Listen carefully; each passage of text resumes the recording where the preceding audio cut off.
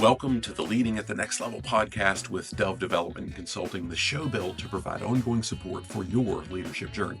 Before we move into today's lesson, let's make sure that we're on the same page. We've seen firsthand how much more is required to provide authentic leadership to a team than to simply manage based on the authority that comes with a title or a position.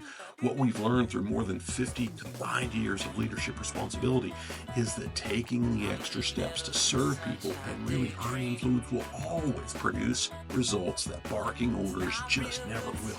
And if you'll stick with us to the end of the episode, we'll share how you can get complimentary trial to a resource that we've built that's like nothing else you've ever seen. Now, with that in mind, let's continue on the process of identifying and working through profitability killers and taking a look at the cost of confusion. What I want to challenge you to do is not to make a mistake and think that it's not a big deal, because confusion really does contribute to several of the profitability killers that we've looked at already. So much so that I believe that we've got to take a very, very focused look at it individually as well. We can't just look at it as a passing thought from the other things that we've dealt with. Now, whether it was through, say, the lack of clear expectations that I touched on when we worked through those high risk areas early on in this process, or the importance of maintaining high expectations that I touched on briefly when we addressed It All Starts at the Top, where we looked at how the leaders in organizations really matter in the process, or even how misunderstandings really eat away at our bottom line when we looked at the cost of poor communication. A lack of clarity in any aspect of our business is sure to impact our margins. Now, quite frankly, I'm convinced that confusion contributes to each of the other profitability killers we've worked through as well. Think of, any performance review that you've ever received, or maybe even delivered. Have you ever been told that you were doing great without really getting any specific feedback on what great meant? I'm sure you have. I certainly have. And have you ever gotten one of those dreaded needs improvement marks on a review, but no real detail as to what you could or should be doing to produce any different results? Gosh, that's even worse than the random pat on the back, great job, that you really don't know what it means.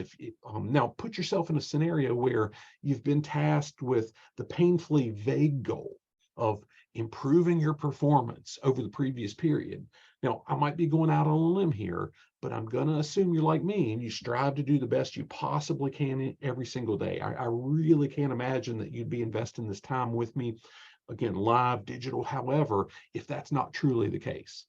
The only thing I can picture making such a broad request, improving performance, any worse, would be working with team members who weren't interested in the same level of achievement, and they were allowed to just drift through each day with no ramifications, no consequences whatsoever. Ugh. Now, just for good measures, think about that boss that barks a few quick orders, a few quick commands, and expects everybody around to know exactly what should be done and how soon, where, and all the details.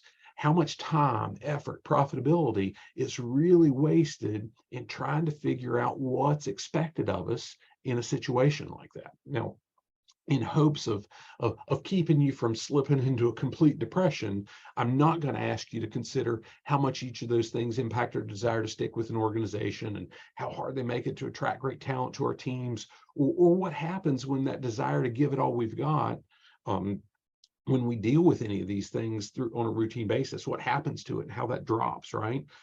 What I would like you to work through with me now is just how much it costs us and our entire teams when we're not diligent about removing every bit of unnecessary confusion. We've absolutely got to be able to do it, and we can if we're intentional about setting and maintaining extremely clear expectations, and we're going to look at exactly how we can do that. So missing expectations can be a significant profitability killer. Don't take my word for it, though. It's not just Wes 101. Ask anybody that's ever worked for a publicly traded company. So in digging through, finding some resources for this, I found an article from May 25, 2023. It was from Yahoo Finance. It detailed a 14% drop in the value of Dollar Tree stock after the company missed its profit expectation in the previous quarter. And gosh, found another one that said when the Home Depot reported earnings of only 2 cents, that's 0.02 cents, 2 cents less per share than expected for Q4 of 2022. And that was the first time that they missed the Wall Street expectation since November of 19. Its stock closed down 7%, according to CNBC.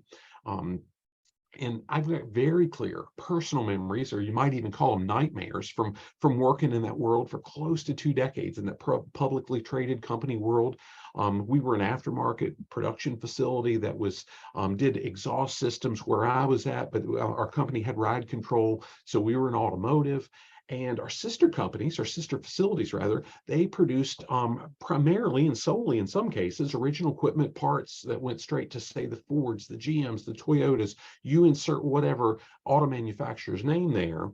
And they were very, very scrutinized. They scrutinized those facilities very, very heavily on the different types of machinery and equipment that produced certain parts, where ours wasn't so much because it was aftermarket. As long as it met the quality specs, we were good to go. So that meant that our local margins would often be the difference maker in where we stacked up against Wall Street expectations as a company. Now, all too frequently, we saw capital spending budgets capped just a few weeks in, and I'm talking 1 or 2 weeks in, sometimes 3, into any given quarter.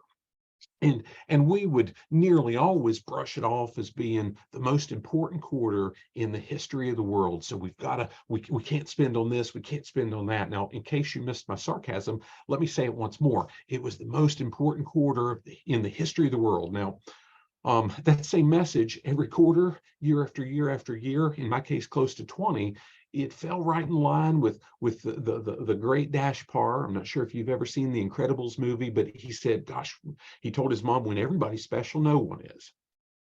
Now, don't get me wrong. I do understand how critical an organization's quarterly performance is to the overall profitability, especially when it comes to whether or not investors are willing to back the organization. That said, I've definitely seen that play, those quarterly games, if you will. I've seen it have a penny wise, pound foolish effect more than a few times, to make really bad short-term decisions, or what they look like good short-term decisions have long-term consequences that cost a lot more. Now, as leaders, I'm convinced this is where we can play a key role in really capturing profitability that's often missed altogether, regardless of what our capital spending is. Now, as we looked at the cost of poor communication a while back, I shared a stat from SIS International Research, a study that they did that said a business with 100 employees spends an average downtime of 17 hours a week clarifying communications. Now, let's be honest here with that number. It's nowhere near the total amount of time used for communicating what needs to be done. This is just the time that's wasted circling back to share that message again, and maybe again, and maybe again, when it wasn't received the first time. Now, if we're going to have any hope of really addressing the confusion that kills so much profitability, we absolutely must become experts at being abundantly clear in sharing expectations with our teams. Now, regardless of whether we're leading one of those publicly traded companies with such close ties to Wall Street, we're part of a small, closely held business that's run by one family for generations, or anywhere in between, what we do on a daily basis to ensure our team members have complete clarity around not just what is expected of them, but also why every detail matters, can have much more immediate impact on the bottom line than keeping a tight hold on the purse strings in the moment, only to push necessary expense into a different budget cycle. This eliminates so much, or so many, of the corporate games that make for bad headlines, but it also eliminates something else that has a more direct impact on the profitability that we're leaving on the table without those clear expectations. So if we want to really stop leaving all that profit on the table, I believe that we've got to take action as leaders. That's our role, right? The hard part, though, as I just shared, is it often boils down to what we can or cannot dedicate our resources to, or at least gosh, that's what I've heard from so many folks in leadership roles. And I hear it quite frequently. I hear something along the lines of, if we only had money in our budget for XYZ, then our people and our processes would be more profitable. Well, when we get right down to it, all that additional downtime we looked at before, that 17 hours on a weekly basis for the companies with 100 employees, gosh, that's tied to confusion, and that has very little to do with having better equipment or more pay, and a whole lot to do with having a clear understanding of what's expected. One of the first rules that I learned as a carpenter, gosh, more than 30 years ago now. Yeah, a lot more than 30 years ago now. And one that certainly helped improve profitability for countless construction companies over the years was the idea of measure twice, cut once. And I'll challenge you to think of the simplicity that's really tied to that statement, that idea. It's all about behavior, and it requires no additional expense or equipment. It's really about a way to remove confusion from the building process. Hey, let's just double check, right? So as leaders, I'd go as far as to say measuring twice and cut once is a matter of making sure we've set extremely clear expectations for our team, and we've delivered the message in a way that they understand exactly what needs to be accomplished. Removing confusion does quite a bit to eliminate that additional downtime, but it also helps minimize the profitability that's killed when we make errors, when our teams make errors. So I found an article on LinkedIn. It was called The 10 Best Ways Managers Can Impact Profitability Through People. A lady named Nikki Rankin opened how she detailed the pressures often felt by those those of us in leadership roles by saying, here's a quote from her. It says, managers are tasked with productivity in numbers for their department or their division. This requires figuring out how to get maximum performance from your employees to impact company bottom line results. On the other hand, we want people to be happy. Can we have both? The answer is a resounding yes. So that's what Rankin shared. She went on to say that, and she described this, having clear expectations, how much it matters in achieving profitability through the teams we lead. So she shared this statement to do that. She said, employees need to know what's expected of them, both what they need to accomplish and how to behave. Meeting with new employees to go over expectations and having regular staff meetings can help you accomplish this, and will allow you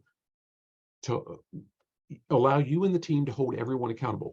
Tie them into company strategy and core values. Don't forget to tell them you expect honest feedback and for them to constructively disagree with you when necessary. So a while back, as we looked at employee engagement, I shared how I've always been far less interested in making people happy than I've been in giving them a reason to really buy into a purpose.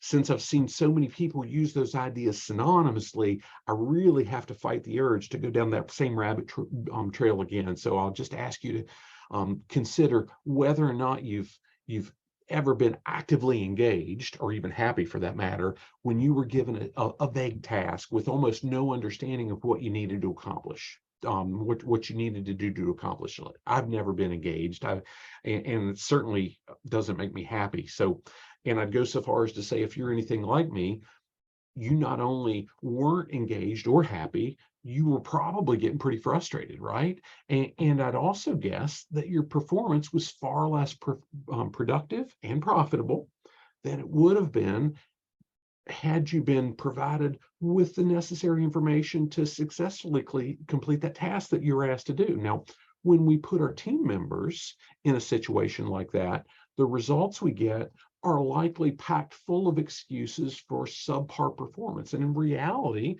clear expectations for what we need them to achieve and how they should go about doing them nearly always removes those excuses, and it increases our chances of being profitable in the process. Now, with that in mind, we need to consider the difference between meeting expectations and exceeding expectations, and then we can nail down a few simple steps for making this part of everything we do as we lead our teams. Thanks for listening to the Leading at the Next Level podcast. Next time, we'll pick up where we left off by digging into how meeting and exceeding expectations drives results. Now, if you'd like to go deeper into anything that we've shared here, or you need continuing education credit for your professional credential, send us an email at admin@dove-development.net, and we'll be happy to hook you up with a 45-day all-access trial to our complete Leading at the Next Level program at no cost. The full program includes access to well over 100 hours of digital lessons, complete with all the slides and action-based assessments that are really geared at helping you capture measurable bottom line improvements in your organization. It also comes with 2 live lessons each month with Q&A, so we can help you identify the specific action that you want to take to lead your team more effectively.